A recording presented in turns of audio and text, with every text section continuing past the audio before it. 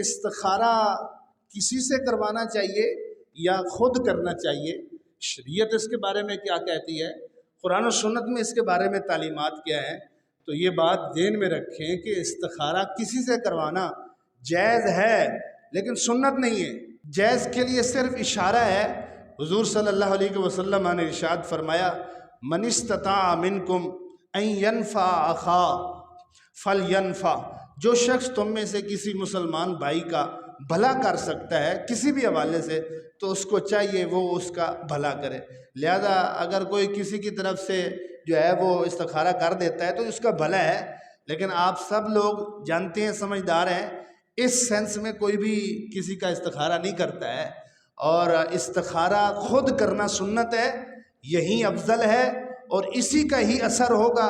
اس کے برخلاف کسی سے کروائیں گے وہ سنت بھی نہیں ہے، افضل بھی نہیں ہے، اور قرآن و حدیث میں اس کی رہنمائی اور تعلیمات بھی نہیں ہے، اور اس کا اثر بھی آپ کے اس معاملے اور کام کے اندر نہیں ہوگا۔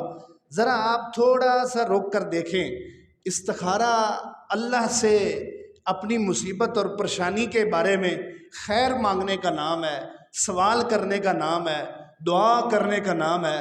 مجھے یہ بتاؤ، جتنا بندہ اپنے معاملے اور اپنی پریشانی اور اپنی مصیبت کے بارے میں درد کے ساتھ، خشوع و خضوع کے ساتھ، جتنی اخلاص کے ساتھ اللہ کی بارگاہ میں بندہ خود مانگ سکتا ہے، کیا کوئی کسی کے لیے اتنا مانگتا ہے؟ کیا کوئی کسی کے لیے اتنا درد رکھتا ہے؟ کیا کوئی کسی کے لیے اتنا اخلاص رکھتا ہے؟ صحابہ فرماتے ہیں حضور ہمیں استخارہ کی تعلیم ایسے دیتے تھے جیسے قرآن کی سورت سکھائی جاتی ہے۔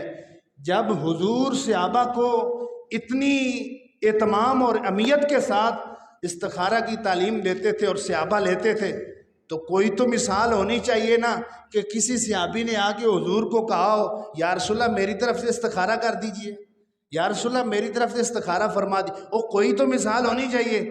جبکہ میرے کریم نبی کی 63 برس زندگی میں اور سارے صحابہ کی زندگی میں ایک مثال بھی پریکٹیکلی ایسی نہیں ملتی ہے کہ کسی صحابی نے، کسی صحابیہ نے، کسی میل نے، کسی فیمیل نے حضور سے استخارہ کروایا ہو یا اپنے کسی دوست سے استخارہ کروایا ہو۔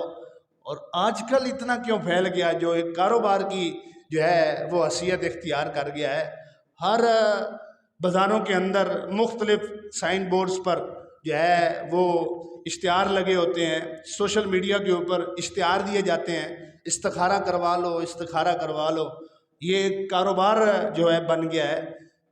بڑا افسوس ہوتا ہے اور کتنی بد نصیبی ہے ایک مسلمان ہونے کی حیثیت سے، ایک مسلمان ہونے کی حیثیت سے کتنی معرومی اور بد نصیبی ہے کہ اب یہ وقت بھی آنا تھا کہ میں خود اپنے رب سے مانگ بھی نہیں سکتا ہوں، مجھے اپنے رب سے سوال کرنے کے لیے بھی رینٹ پر فیس دے کر اور نذرانے دے کر لوگوں سے منگوانا پڑتا ہے۔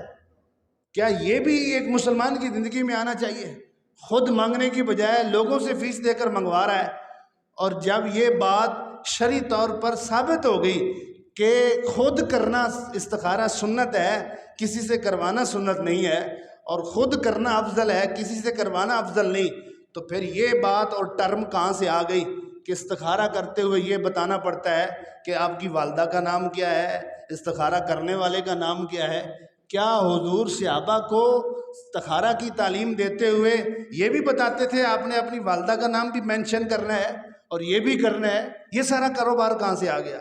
یہ اسی کا نتیجہ ہے کہ ہم دینی تعلیمات سے جب دور ہونے لگتے ہیں، جب شعور اور آگاہی ہم سے کم ہونے لگتا ہے تو پھر اس طرح کی چیزوں کے اندر جو ہے وہ ہم وابستہ ہو جاتے ہیں اور اسی میں ہی جو ہے وہ ہم پڑھتے چلے جاتے ہیں۔